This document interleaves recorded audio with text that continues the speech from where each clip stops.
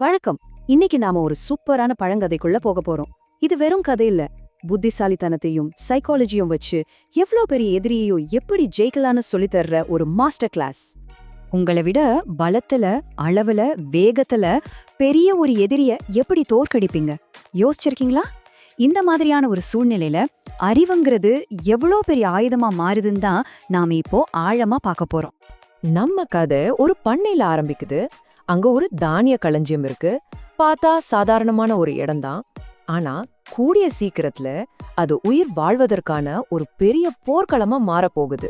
பாருங்க, ஒரே இடம், ஆனா ரெண்டு பேரோட பார்வையும் எவ்வளவு வித்தியாசமா இருக்கு. விவசாய பொறுத்த வரைக்கும் இந்த எலிங்க அறுவடைய அழிக்கிற பூச்சிகள் ஒரு பெரிய தொல்லை.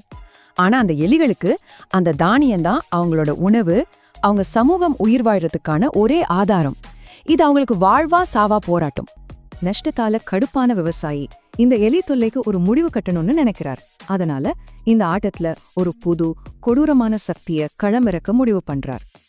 அந்த புது சக்தி வேற யாரும் இல்ல, ஒரு பெரிய திறமையான பூனை. அது வேட்டையாடுறதுல ஒரு கிள்ளி. அதோட வேகம், அதோட திறமை மொத்த எலி சமூகத்துக்கே ஒரு பெரிய ஆபத்தா வந்து நிக்குது. நிலைமை ரொம்ப மோசமாகுது. பூனை வந்த நாள்ல இருந்து தினமும் எலிகளோட எண்ணிக்கை குறைஞ்சிட்டே போகுது. ஒவ்வொரு நாளும் ஒரு பெரிய நெருக்கடியை சந்திக்குதுங்க. அவங்களோட எதிர்காலமே ஒரு பெரிய கேள்விக்குறியா மாறிடுச்சு. சரி, எல்லாம் முடிஞ்சதுன்னு நினைக்கிற நேரத்துல தான் அந்த எலி கூட்டத்தோட தலைவன், அவன் ரொம்ப புத்திசாலி, யாருமே எதிர்பார்க்காத ஒரு மாஸ்டர் பிளான உருவாக்குறான். அந்த எலி தலைவனுக்கு ஒரு விஷயம் நல்லா தெரியும்.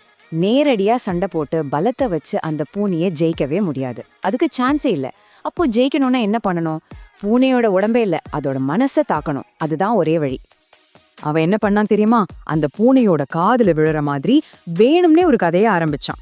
இந்த காட்டுல ஒரு புலி இருக்குல்ல, அது ஒரு காலத்துல இங்க இருந்த ஒரு பூனை தான். அது தினமும் இந்த தானியத்தை சாப்பிட்டு தான் இவ்ளோ பெருசா பலமா புலியாவே மாறிடுச்சுன்னு ஒரு பொய்ய ரொம்ப தந்திரமா விதைச்சான்.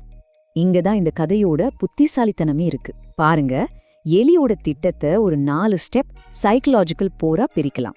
முதல் ஸ்டெப், பூனையோட ஈகோவை, அதாவது அதுக்கு பெருசா பலசாலியா ஆகணும்னு ஒரு ஆசை இருக்குல்ல, அதை டார்கெட் பண்றது.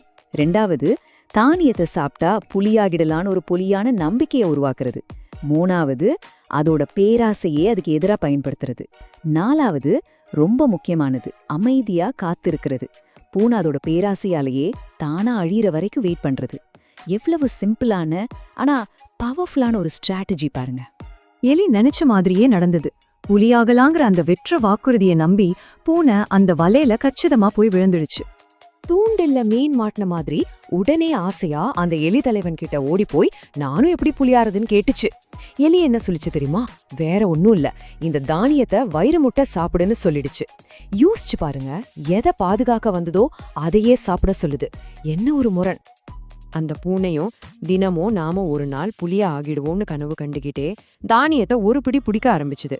நாட்கள் போக போக என்னாச்சு? அது பெருசாச்சு.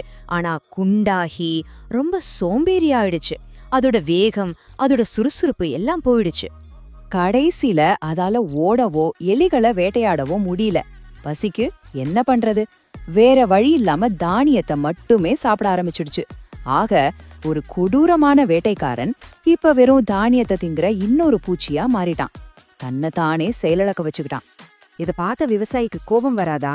நான் உன்னை எலிய பிடிக்க கொண்டு வந்தா நீயே தானியத்தை திங்கிறியான்னு சொல்லி அந்த பூனைய அடிச்சு விரட்டிட்டார். பாருங்க, பூனையோட பேராசையே அதுக்கு யமனாயிடுச்சு. எலிகளுக்கும் நிரந்தரமா தீர்வு கிடைச்சிடுச்சு. சரி, இந்த அற்புதமான கதையில இருந்து நாம என்ன கத்துக்கலாம்? இந்த எலியோட புத்திசாலித்தனம் நமக்கு என்ன பாடத்தை சொல்லி கொடுக்குது? வாங்க பார்க்கலாம். இந்த கதையோட முக்கியமான கருத்து இதுதான். உண்மையான சக்தி உடம்புல இல்ல, அறிவுல தான் இருக்கு. புத்திசாலித்தனம் மட்டும் இருந்தா போதும், நாம எங்க போனாலும் எந்த சூழ்நிலையையும் சமாளிச்சு பிழைச்சுக்கலாம். அப்போ இந்த கதையிலிருந்து நாம எடுத்துக்க வேண்டிய பாடங்கள் என்னென்ன? 1, உண்மையான பலம் உடம்புல இல்ல, புத்தியில தான் இருக்கு. 2, உங்க எதிரியோட மனச புரிஞ்சுக்கிறது ஒரு பெரிய பிளஸ் பாயிண்ட்.